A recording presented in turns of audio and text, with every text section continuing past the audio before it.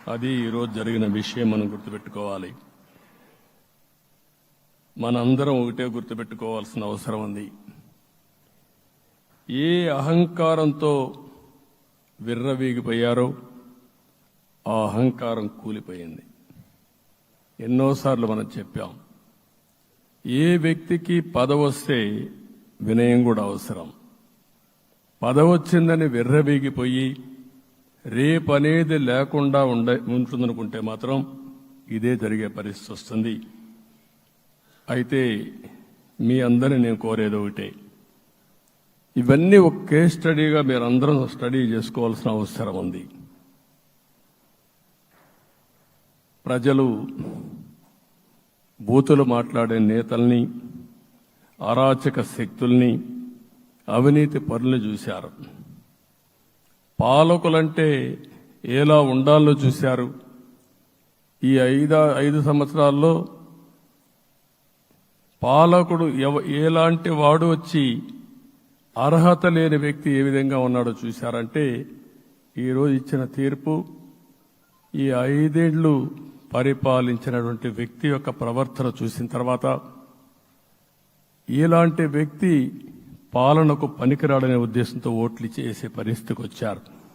ఇది నా ఉద్దేశ ప్రకారం ఒక కేస్ స్టడీ అవుతుంది, మనందరం కానీ జాగ్రత్తగా ఆలోచిస్తే. కానీ మనం కూడా అదే విధంగా కక్ష తీర్చుకోవాలి అని కానీ మనం ముందుకు పోతే మనకు కూడా సమస్య వస్తుంది. అదే సమయంలో ఒకటే చెప్తున్నా, తప్పు చేసిన వాడిని క్షమించి పూర్తిగా వదిలిపెడితే కూడా మళ్ళా అలవాటుగా మారుతుంది. తప్పు చేసిన వాళ్లకు శిక్ష పడవలసిన అవసరం ఉంది, చట్టపరంగా శిక్షించాల్సిన అవసరం ఉంది. అదే సమయంలో విధ్వంస రాజకీయాలు, కక్షా రాజకీయాలు కాకుండా ఇవన్నిటిని ప్రక్షాళన చేయాల్సిన అవసరం ఉందని చెప్పి కూడా నేను మీకు తెలియజేస్తున్నా. ఇంకొక పక్క 5 ఏళ్లలో ఎన్నో సంవత్సరాలు చూశాను, కానీ కార్యకర్తలపైన దాడులు, హింసా రాజకీయాలు, అక్రమ కేసులు, వేధింపులు, కడాన సోషల్ యాక్టివిస్టులు కూడా ఇష్టానుసారంగా కేసులు పెట్టి హెరాస్ చేస్తే నిద్రపోకుండా వాళ్ళు కాపాడుకున్నాం. ఇంకొక పక్కన అన్ని పార్టీలకు 3 పార్టీలకు అనుభవం ఉంది.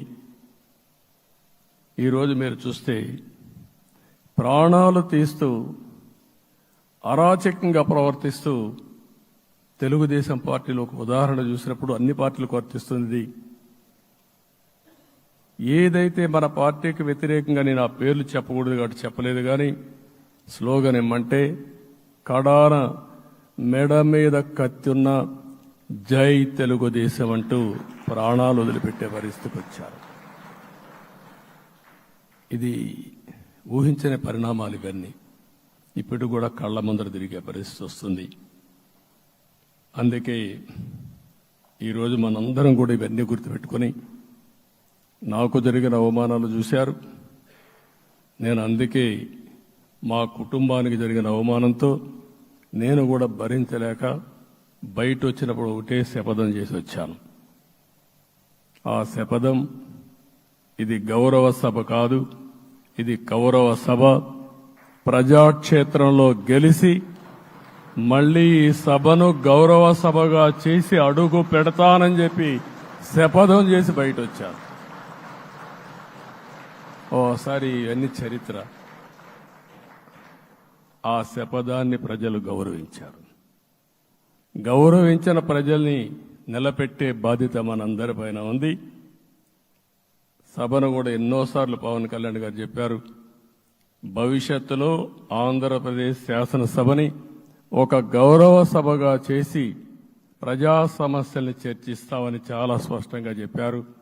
అలాంటి బ్రహ్మాండమైన వాతావరణం క్రియేట్ అవుతుంది.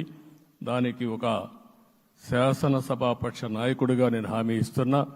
మళ్లీ ఈ సభను గౌరవ సభగా, ఈరోజు మన పరిపాలన ప్రజా పరిపాలన, ప్రజా ప్రభుత్వంగా మనం ముందుకు పోవాల్సిన అవసరం ఉంది. ముందుకు పోతామని చెప్పి కూడా నేను మీకు తెలియజేస్తున్నా. ఇంకా కిందికి డెప్త్కి వెళ్తే గవర్నమెంట్లో ఏముందో ఇప్పటికి తెలియదు. ఎంత అప్పు ఉందో